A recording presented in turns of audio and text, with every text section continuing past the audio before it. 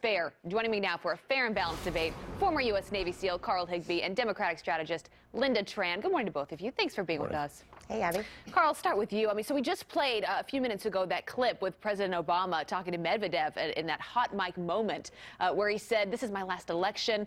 I will be a lot more flexible after this." And you have people saying, you know, some people in the media are covering up for President Obama, and President Trump is not getting that same fair treatment this go around. What do you say? Oh, sure. And this is a pattern. The media always covers up for President Obama. And then when Donald Trump does one thing, they jump all over it. And the funny thing here is that he uses his Twitter as his method to reach the American people. I mean, he's got 26 million followers. And so I say, President Trump, tweet on, baby, tweet on.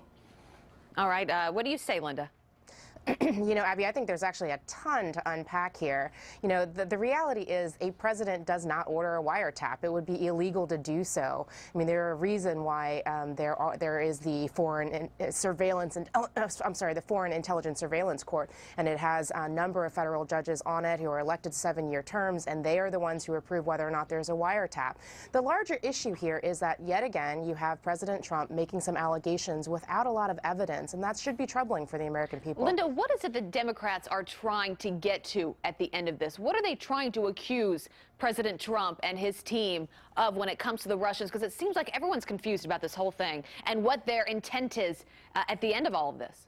Well, I think Democrats, including Representative Schiff, who's helping to sort of lead this charge, have said that they don't really know what's behind all of this. They don't really know what the connections are between President Trump, his team, and Russia, and that's the whole point, that there ought to be an independent investigation. There ought to be an independent prosecutor looking into it. Yeah, but at this point, as you know, Carl, we don't have any evidence of that. And President Trump tweeting yesterday morning, it broke here on our show, it was a sign that he's saying, hey, I'm going to have to go directly to the American people because the mainstream media is not telling the story that the way that I would like it to be told. So I'm going to take control of this. I'm going to handle it my way. Right, and the Democrats today are screaming, oh, it's so unfair that President Trump could just make these allegations. They've been making allegations since day one. And the crazy thing is actually the liberal media believes the crap that they're spewing. So I think that this is going to be one thing where President Obama is going to come out and say, well, you know, we have no evidence of this. Then there's going to be evidence of it, and then they're going to justify it, and then it's just going to be a downhill effect, and then the media is going to cover up for it, and they're going to try to make it go away and then make some other accusation against Trump.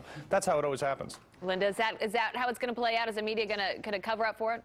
Well, look, to be clear, there's plenty of evidence that there have been interactions between Donald Trump's team and members of the Russian government. And the point is, there ought to be a lot more airing and sunshine around it to see if there is a conflict of interest, if there have been problems. What we do know, what the facts do show, is that Russia intervened in the election, that Russia has an interest in working with Donald Trump and his team, and frankly backed his team in this past election. And so the question is, what else is there behind the curtain, and what else should the American people know? Well, a lot of questions. I think what the American people want is just fair coverage of all of this and some fair investigations. We're going to have to leave it there this morning, though, Carl and Lynda. Thanks for being with us.